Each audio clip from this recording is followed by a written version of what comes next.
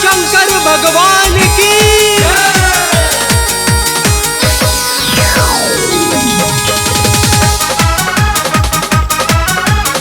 Music by Pritam Rawat. Music by Pritam Rawat.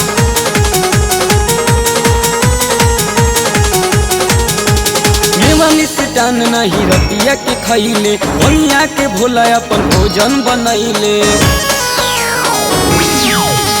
मेवा मिष्टान नहीं रतिया के खैले भैया के भोला अपन भोजन बनैले। तो भगता जलवा चढ़ावे आइल हो गइल वो। तो भगता जलवा चढ़ावे आइल हो गइल वो। भंगिया खाके गिरल बाड़े भोला पर्वत के ओर।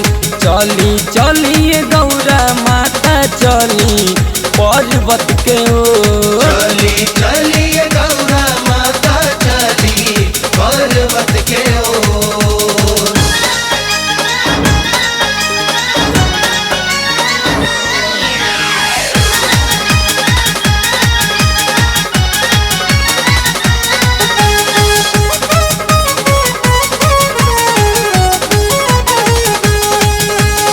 सावन के आ गई मेला भक्ता के लागल बरेला।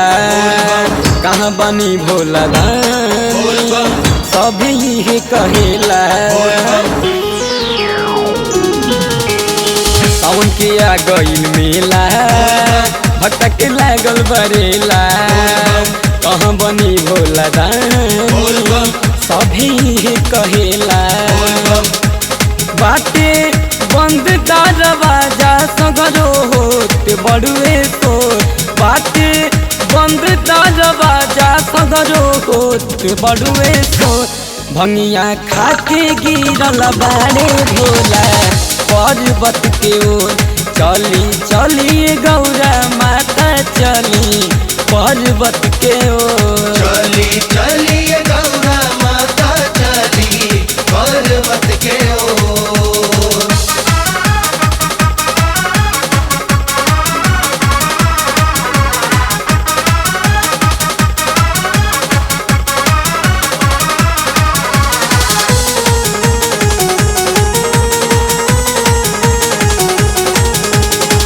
भोलादानी कहानी अभिले सुतल बानी। कुछो करी नहीं तो बमलो कैसे मानी। भोलादानी कहानी अभिले सुतल बानी।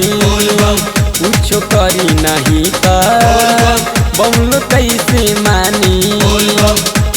चूहा के चिड़ै चुरुंग देखी हो गइल वो।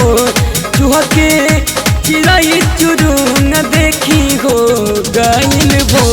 भंगिया खाके गिरल बाड़े भोला पर्वत के ओर। चली चलिए गौरा माता चली पर्वत के ओर। चली चलिए गौरा माता चली पर्वत के ओर।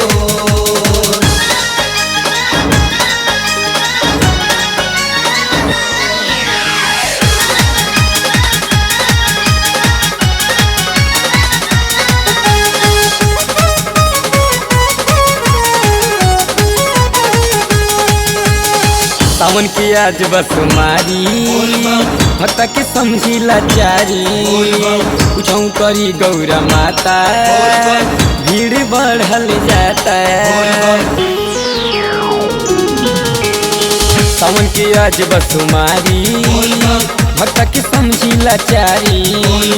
कुछौ करी गौरा माता भीड़ बढ़ल जाता।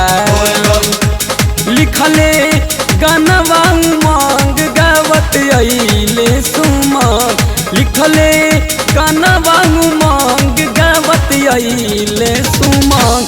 भंगिया खाके गिरल बाड़े भोला पर्वत के ओर। चली चलिए गौरा माता चली पर्वत के ओर। चली चलिए